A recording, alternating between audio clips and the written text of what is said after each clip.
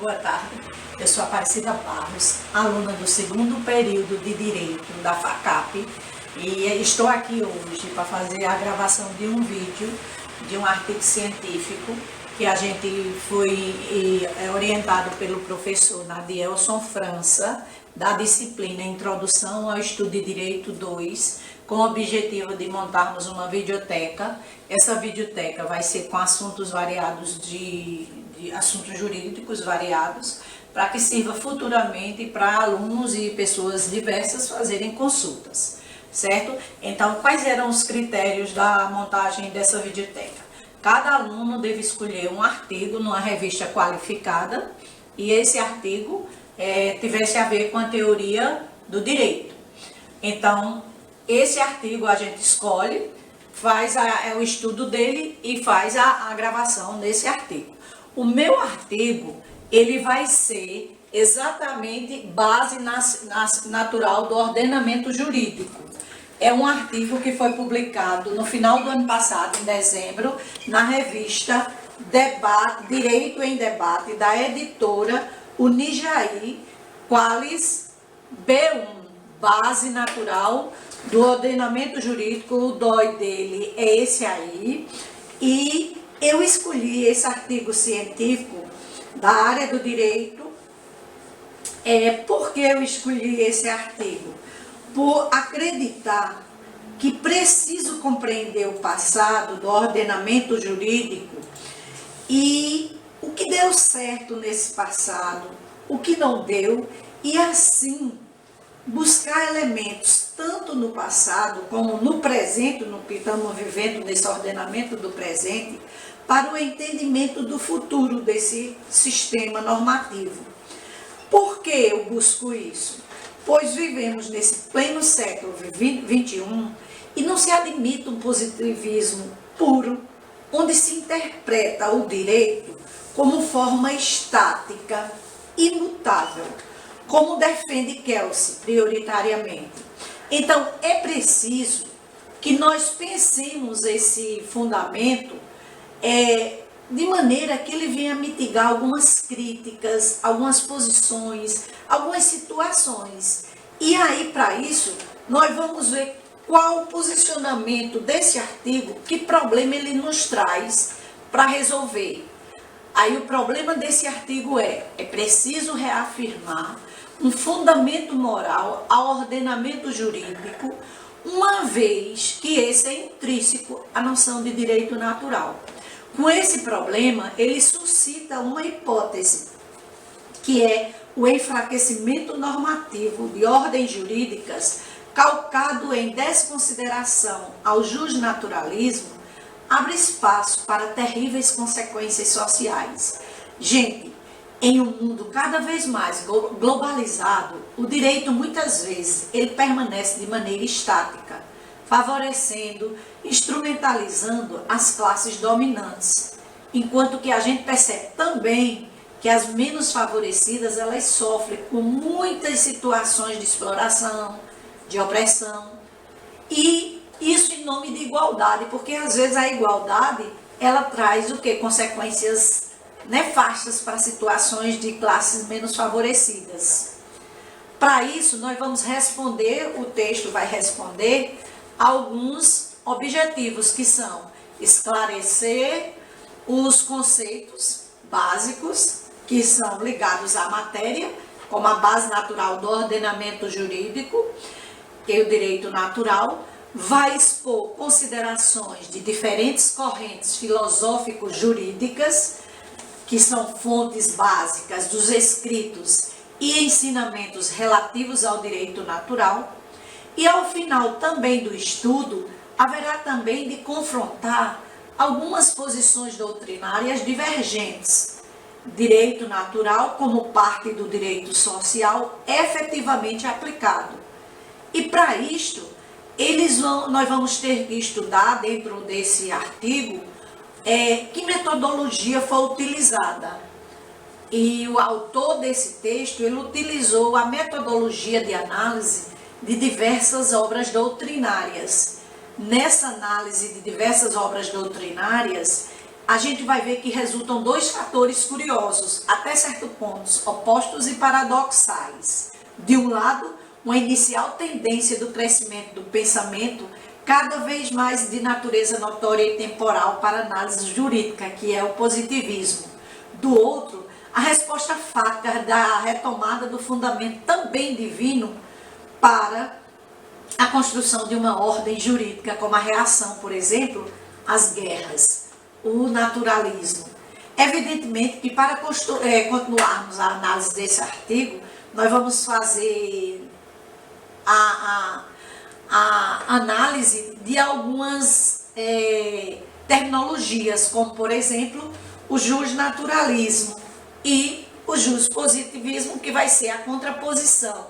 Então, para isso, nós vamos trazer dois conceitos básicos do justnaturalismo. Nós vamos trazer o autor Garcia Marques, que vai trazer para o justnaturalismo, ele traz o conceito de que é um conjunto de doutrinas expressas no decorrer da história, revelando atitudes críticas em relação ao direito como ordem jurídica que valida basicamente a ideia de justiça. Observem que são doutrinas que vêm se revelando durante todo o percorrer da história, certo? Em relação ao direito, e que essa doutrina é de ordem jurídica e que ela vai basicamente validar a ideia de justiça. E Gregório vem nos dizer o que é justnaturalismo com a seguinte definição.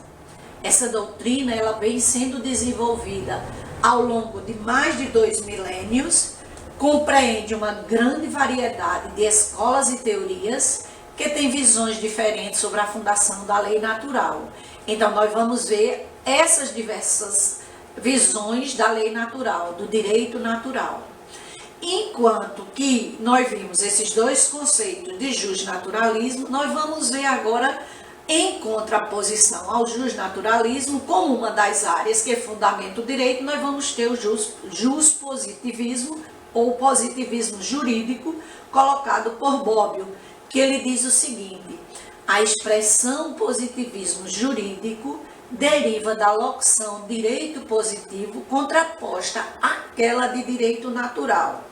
Mas observem o seguinte, essa área que ele está dizendo aqui, essa distinção que seria para Bobbio de direito positivo e direito natural, ela não está no que seria jurídico, pois nos dois campos existe direito.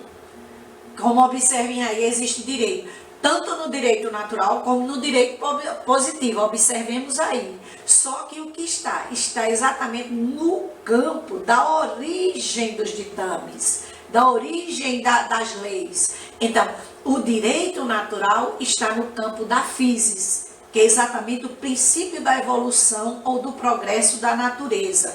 Enquanto que os ditames, o direito do positivo, ele está no campo da tesis, que é a síntese, o legislativo dos homens. Aí que se dá o campo do direito positivo. Veremos então como está, repito, como o direito natural está no campo da physis. Vamos ver os conceitos então da lei natural, do direito natural. Então, observemos que o direito natural, nós vamos trazer aqui 3 autores que são vários autores se destacaram nas escolas do direito natural, das correntes do justnaturalismo, do direito natural. Mas nós vamos trazer 3 autores principais que nós vamos trabalhar nessa apresentação do vídeo. Tomás de Aquino, Francisco Soares e Hugo Grotius. O Tomás de Aquino italiano, nós temos Francisco Soares espanhol e Hugo Grotius holandês.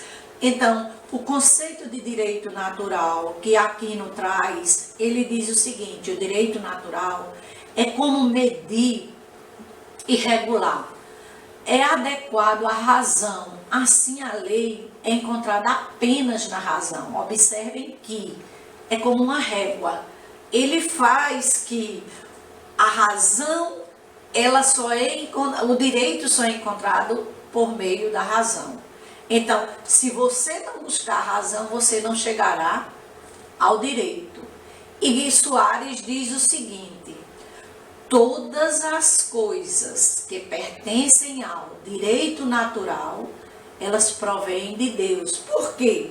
Porque no justnaturalismo o homem era semelhante, imagem e semelhança a Deus. Então, todas as coisas que pertencem ao direito natural provêm de Deus como autor da natureza. Ora, então o principado político pertence ao direito natural, logo provém de Deus como autor da natureza. Enquanto que Grotius,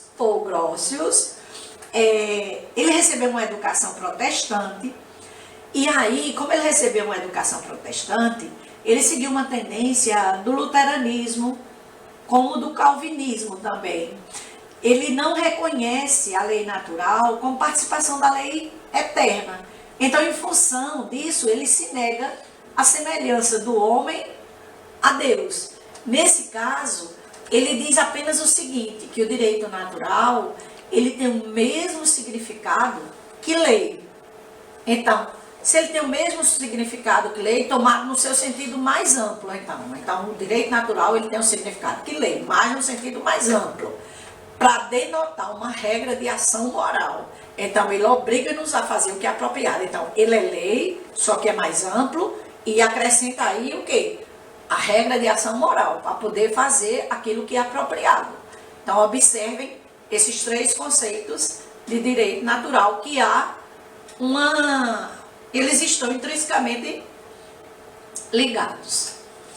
Aí nós temos as correntes do direito natural. Essas correntes do direito natural, elas, como vocês estão vendo, são três escolas. Essas três escolas, elas foram divididas. A primeira se chama escolástica, a segunda escolástica ou neoescolástica, neo novo, né? E a terceira moderna. Observemos que a primeira escola, ela se deu na Idade Média. Observem que aí são marcos. A segunda escola, ela se deu na Espanha, iniciou-se na Espanha, final de século XVI e as primeiras décadas do século XVII. A terceira escola, corrente no caso, ela vai a partir da segunda metade do século XVII e durante boa parte do século XVIII. Na primeira escola nós temos vários autores que se destacaram, vários estudiosos, pensadores que se destacaram, mas nós vamos trabalhar, como eu já disse anteriormente, com Tomás de Aquino. Na segunda nós vamos trabalhar com Francisco Soares e na terceira com Grocio. Observemos que na primeira escola, o método que eles utilizavam é a razão como instrumento para a dialética. E aí, os estudos da teologia e da filosofia, eles trabalhavam confrontando proposições divergentes. Essas proposições divergentes, elas não ficavam apenas nas divergências. Elas tinham uma sequência de solução.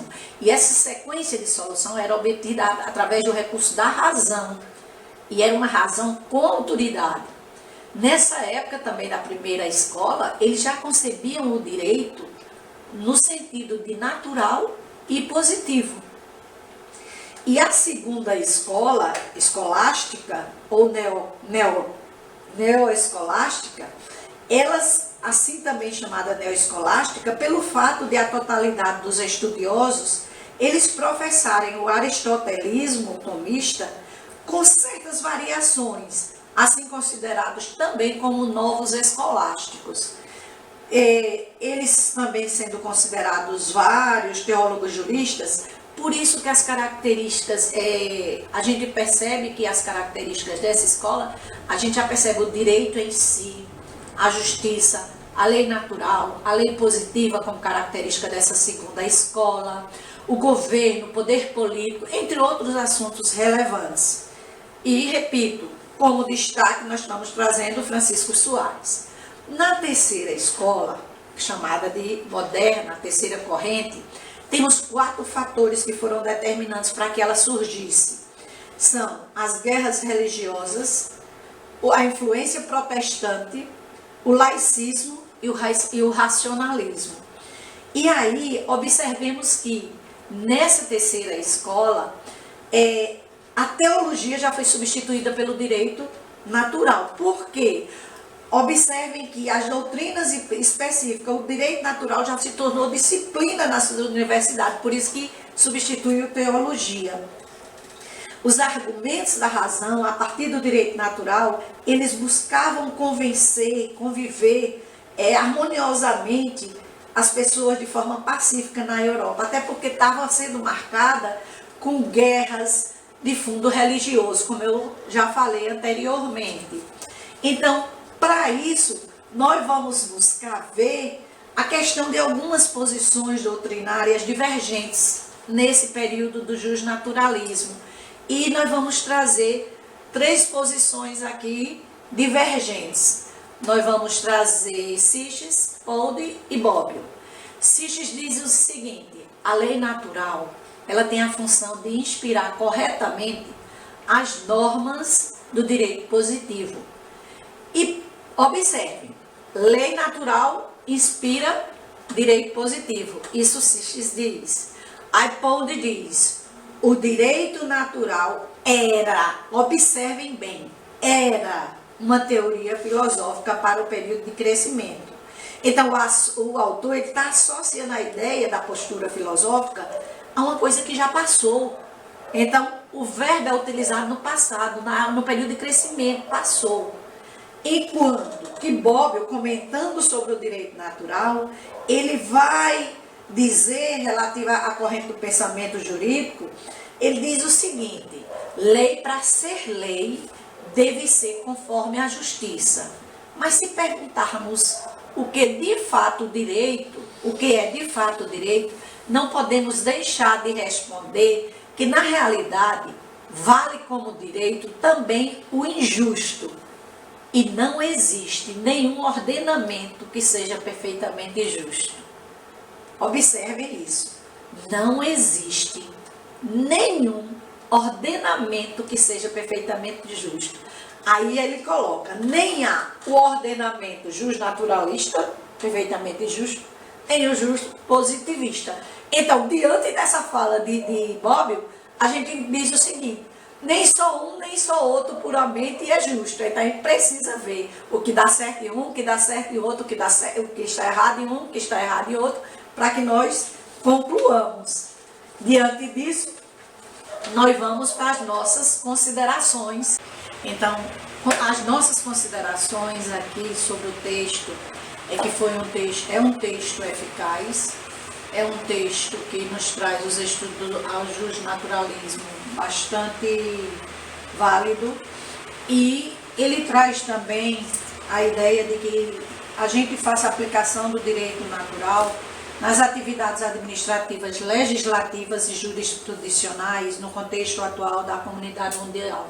Eu acho que isso é necessário, pois a gente, com o justnaturalismo, não só o justnaturalismo, até porque a gente já percebeu que, em nome, a gente percebe que se não houver uma atividade jurídica, um conteúdo humanitário muito grande, o direito ele pode se servir para justificar uma barbárie praticada em nome de lei. Então, para isso é necessário o direito natural, mas não só o direito natural, porque a gente pode até se inspirar também no pensamento de Karl Marx, dizendo o seguinte, que a religião é o suspiro da criatura oprimida, o ânimo de um mundo sem coração, assim como o espírito de estado de coisas embutrecidas.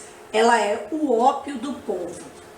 Então, como sugestão de nossas considerações finais, a gente pede que seja realmente um repensar de ordenamento jurídico, muito além dessa visão reducionista, de um conjunto de normas positivadas, estabelecidas para regular as relações sociais, que sejam garantias pela intervenção do poder público, como também não deve buscar fundamentar numa ordem eminentemente moral de caráter individualista, que é preciso ponderar sobre esses aspectos, que a gente filtre o que está dando certo, como eu disse no meu objetivo de estudo para esse artigo.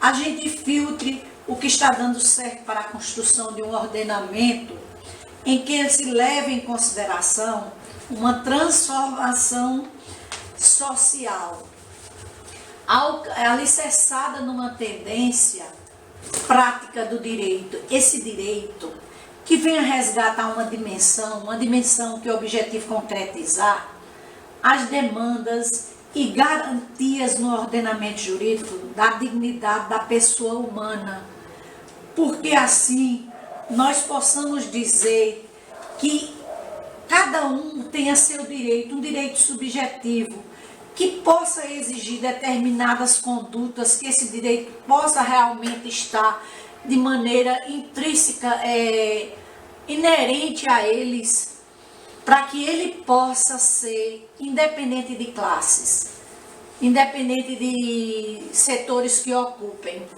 E assim nós busquemos um ordenamento que seja justo, como disse Bobbio, que não é justo, não é puramente justo, nem todo ordenamento é puramente justo. Então que busquemos um ordenamento mais próximo da justiça, que não dá igualdade, mas dá equidade. Para isso eu busco trazer uma pergunta, um questionamento. O que seriam muitos dos direitos e garantias fundamentais inscritos em muitas constituições nacionais desde o advento das revoluções liberais, se não normas positivadas de direito natural? O que seria, gente? Então, a todos, meu muito obrigada, que esse vídeo venha trazer discussões para que a gente possa fazer valer a ideia da videoteca e que ela traga muitos e muitos mais frutos. Obrigada.